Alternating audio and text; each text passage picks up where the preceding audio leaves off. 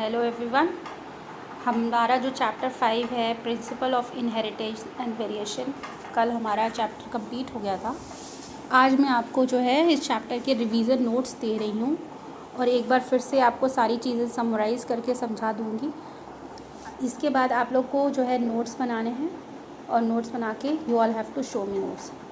After the revision notes I discuss the NCERT question answers of this chapter. ठीक, चलो तो let's start with it. CBSE class 12 chapter 5 principle of inheritance and variation. Fine. Genetics is the study of principle and mechanism of heredity and the variation. Genetics जो है it is a branch of science which deals with the study of principle of heredity and the variation. Science की वो branch जो हमें heredity और variation के principles के बारे में बताती है, उसे हम क्या कहते हैं? Genetics. John Mendel is known as the father of genetics. तो who is the father of genetics? John Mendel is known as the father of genetics. Fine. Inheritance क्या होता है? These are the important. आपका पहला question ही है, आपका chapter का नाम ही है प्रिंसिपल ऑफ इनहेरिटेंस। ठीक है, तो inheritance is the process by which characters are passed on from parent to progeny. It is the basis of heredity. Inheritance एक ऐसी प्रोसेस है जिसमें जो कैरेक्टर्स है वो पेरेंट से उनकी नेक्स्ट जनरेशन में ट्रांसफ़र होते हैं और यही हेरिडिटी का बेसिस है, अनुवांशिकी का बेसिस है। ठीक है। वेरिएशन क्या है? Variation is the degree by which progeny differ from their parents.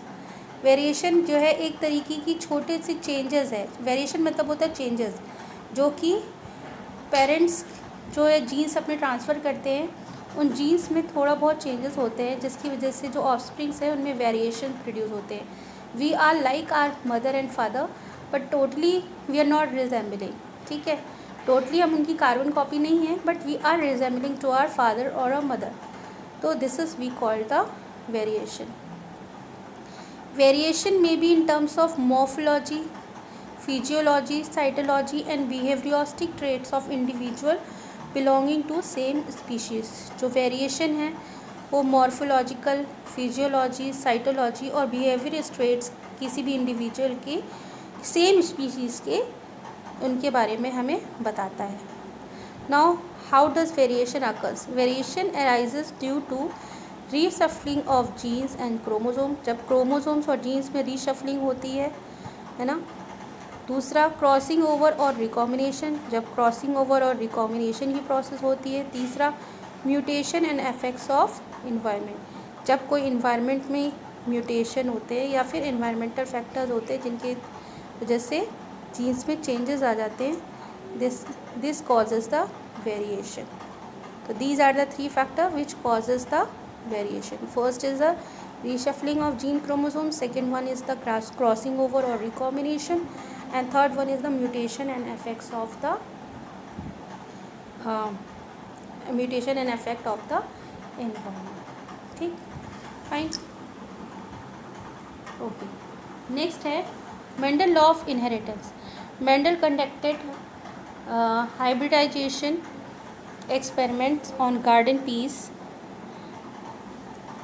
for 7 years and proposed the law of inheritance in living organism। Mendel जो ने एक हाइब्रिडाइजेशन एक्सपेरिमेंट्स कंडक्ट किए थे पीस के ऊपर 7 ईयर्स तक, और उन्होंने law of inheritance living organisms में प्रपोज किया था। उन्होंने ये एक्सपेरिमेंट जो है गार्डन पीस हैं उनके ऊपर ये इनहेरिटेंस के एक्सपेरिमेंट जो है उन्होंने परफॉर्म किए थे। ठीक, अच्छा। Now question is why he selected the pea plant. तो what is the need of selection of pea plant? The main reasons for adopting garden pea Pisum sativum for experiments by Mendel's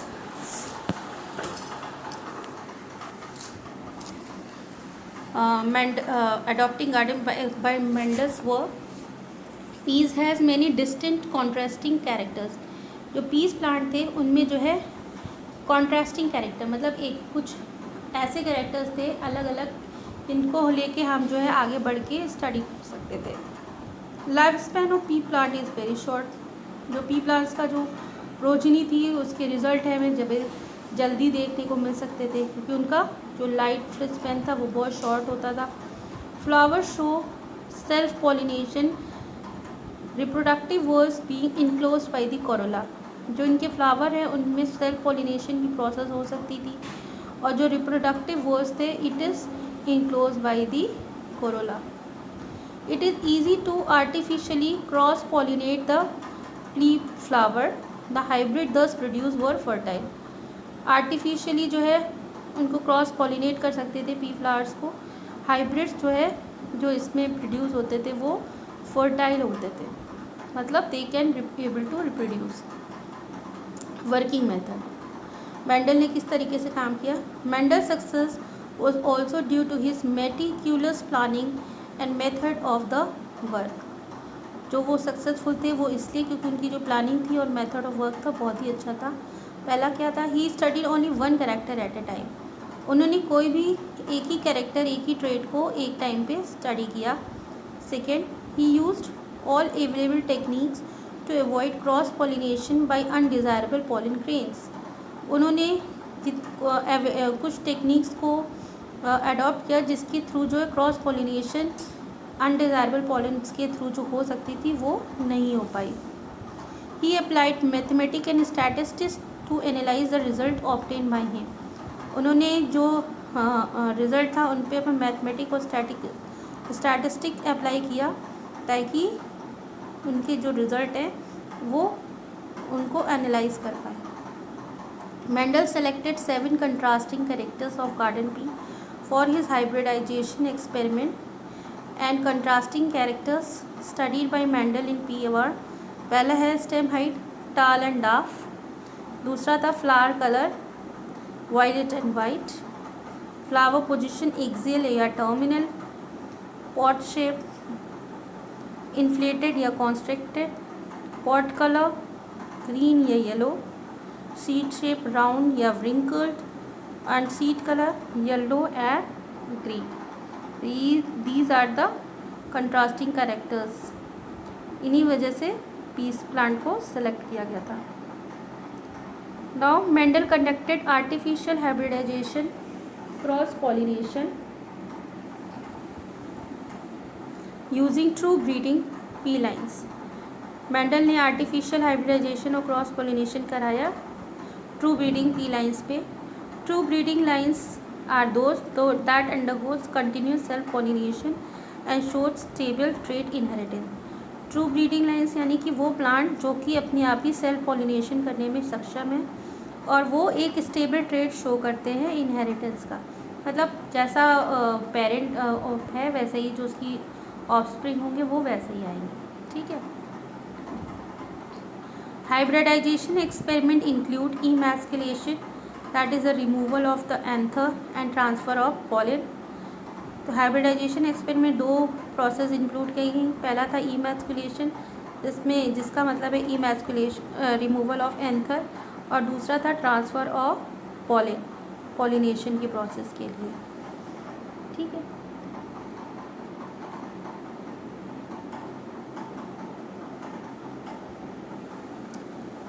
You are able to see the diagram also. कि किस तरीके से emasculation की process हो रही है। Removal of anthers that is called the emasculation.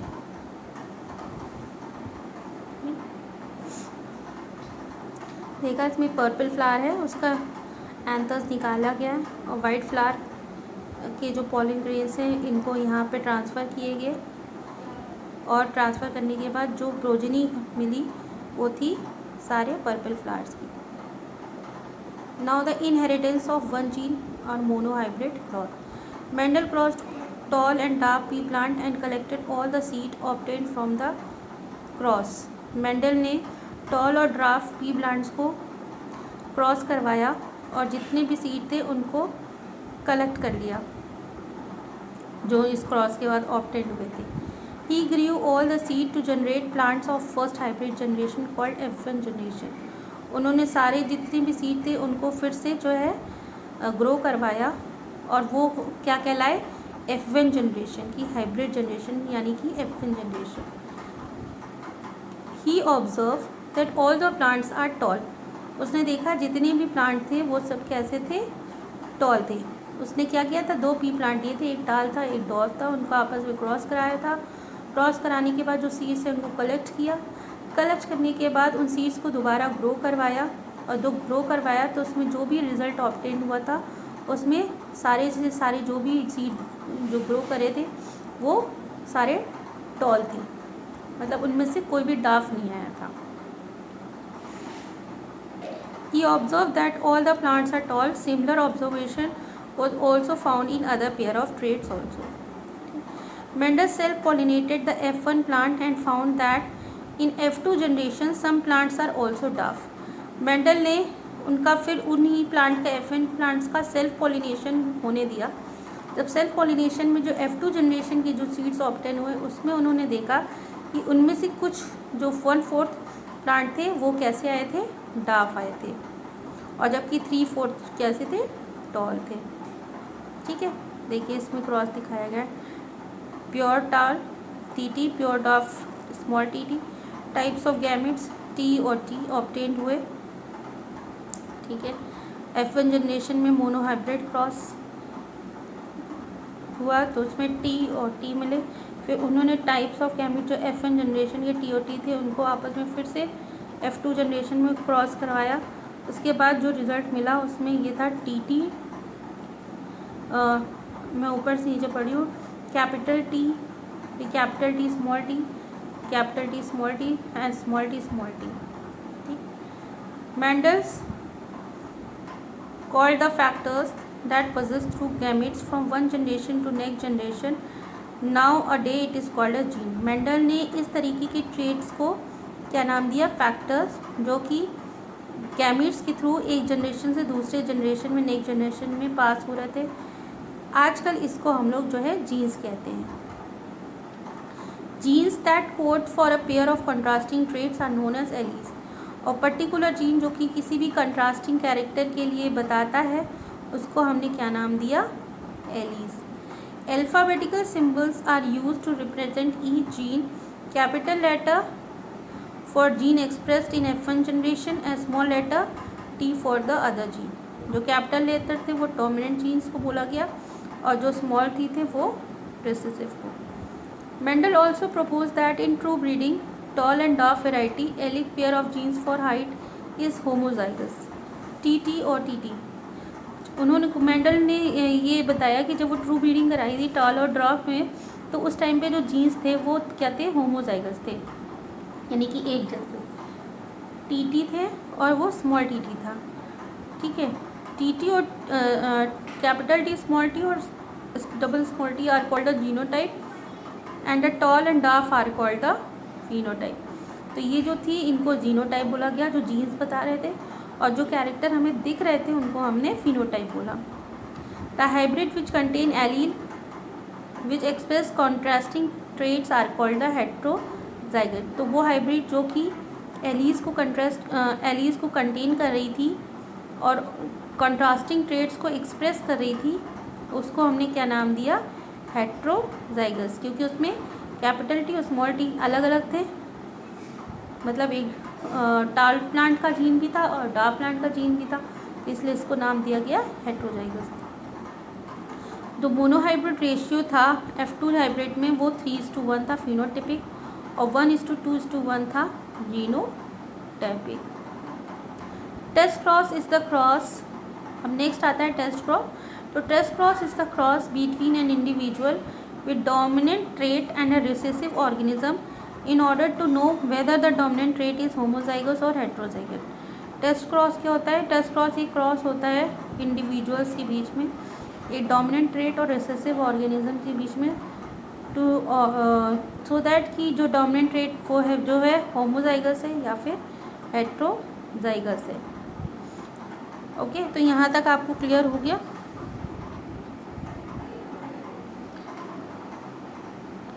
What is test cross? The cross between an individual a dominant trait and a recessive organism in order to know whether the dominant trait is homozygous or heterozygous. Cross वो cross है जिसमें एक individual के dominant trait को एक recessive organism के साथ में क्रॉस कराया जाता है ताकि हमें ये पता चल जाए कि जो डोमिनेंट ट्रेट है वो होमोजाइगस है या फिर वो हेट्रोजाइगस है। इसका एग्जांपल आप देख लीजिए। एग्जांपल में एक होमोजाइगस वाइट प्लांट है और एक होमोजाइगस रिसेसिव प्लांट्स हैं, ठीक है, उनका क्रॉस करवाया गया। तो यू आर एबल टू सी कि जो डब्ल्यू स्मॉल डब्ल्यू आए और इधर वाले में भी दो स्मॉल डब्ल्यू, एक स्मॉल डब्ल्यू कैपिटल डब्ल्यू दो और दो स्मॉल डब्ल्यू है, ठीक है। तो ये इनका जब हमने इनको क्रॉस करवाया गया रिसेसिव और होमोजाइगस रिसेसिव को, तो हमें ये रिजल्ट मिला पर्पल वाले फ्लावर के साथ। नाउ द प्रिंसिपल ऑफ और law of inheritance. So based on the observation of monohybrid cross Mendel propose the 2 laws of inheritance. तो अपने ये जो ऑब्जर्वेशंस थे उसके बिहाफ पे जो मेंडल है उसने 2 लॉज दिए, लॉज ऑफ प्रिंसिपल। पहला था law of dominance. It states that characters are controlled by the discrete units called factors. पहला ही पॉइंट ये है कि जो कैरेक्टर्स हैं वो एक छोटी छोटी स्मॉल यूनिट्स के द्वारा कंट्रोल किए जा रहे हैं, जिनको हम क्या कहते हैं, फैक्टर्स कहते हैं। Factor always occurs in pairs. Factors जो हैं वो हमेशा पेयर में प्रेजेंट रहते हैं। In a dissimilar pair of factors one member of pair dominate the other. और अगर 2 डिसिमिलर पेयर हैं तो इनमें से एक पेयर जो होता है वो डोमिनेटिंग होता है और दूसरा रिसेसिव होता है, ठीक है।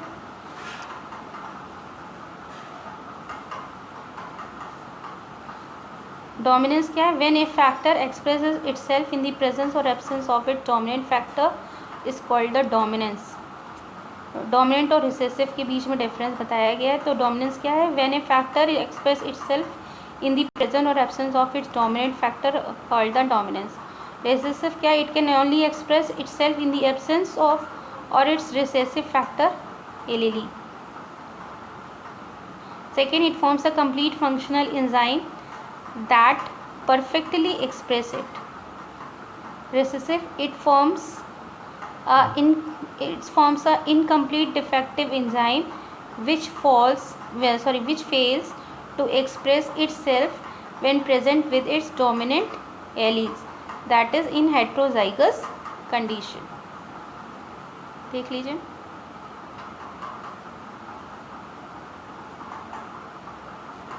नेक्स्ट फैक्टर था, नेक्स्ट लॉ है law of segregation.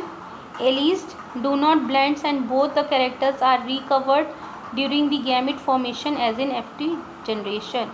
Law of segregation ये कहता है कि जो एलीज हैं वो आपस में ब्लेंड नहीं होती हैं, मिलती नहीं हैं, बल्कि जो कैरेक्टर्स होते हैं वो F2 की जनरेशन में एक्सप्रेस होते हैं। During gamete formation traits segregate और separate from each other and passes to different gametes. जब गैमीट्स का फॉर्मेशन होता है तो जो ट्रेट्स होते हैं वो आपस में डिवाइड हो जाते हैं, सेपरेट हो जाते हैं और गैमीट्स में पास हो जाते हैं। Homozygous produces similar kinds of gamete.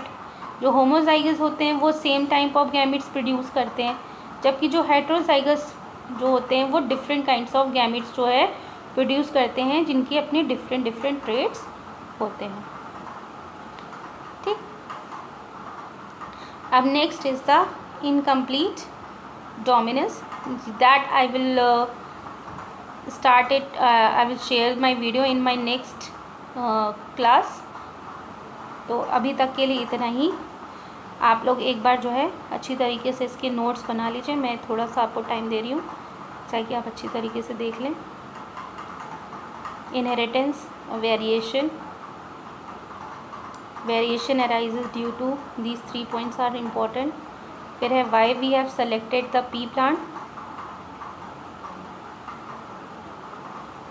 Okay, working method, Mendel का वर्किंग मेथड क्या था?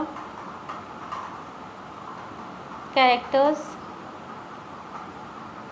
contrasting characters,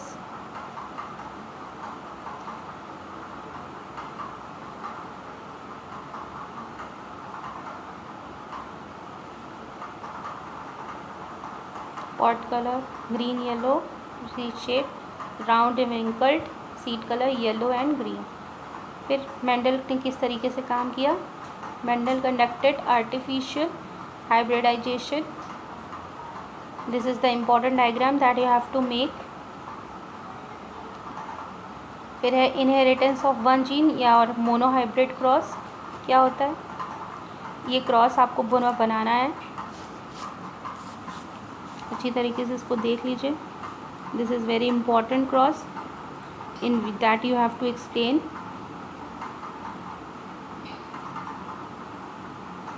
फिर मेंडल्स ने क्या कंक्लूजन निकाला? ठीक. टेस्ट क्रॉस क्या है? फिर लॉज ऑफ प्रिंसिपल और लॉज ऑफ इनहेरिटेंस क्या है? पहला है लॉ ऑफ डोमिनेंस और दूसरा है लॉ ऑफ सेग्रीगेशन. तो आपको लॉ ऑफ सेग्रीगेशन तक अभी नोट्स बनाने हैं. मेरे नेक्स्ट वीडियो में मैं आपको इनकम्प्लीट डोमिनेंस और उसके आगे के नोट्स कंप्लीट करके दूँगी. ठीक है. Till that time just make your notes, revise the topic and learn it. Thank you.